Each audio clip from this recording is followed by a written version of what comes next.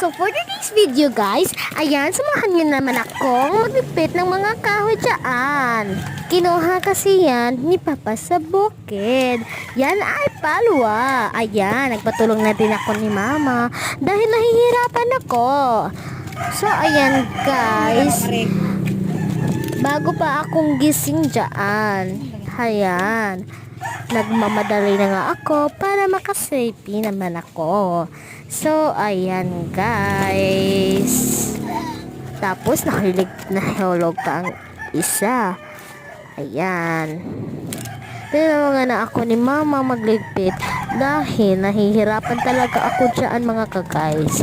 Kaya naman dinalian ko na nga. At ayan, tadan! At inutusan pa din ako ni Mamang magwalis ng sahig dyan mga ka-guys. Dahil ang kalat-kalat talaga dyan mga guys, maraming dami.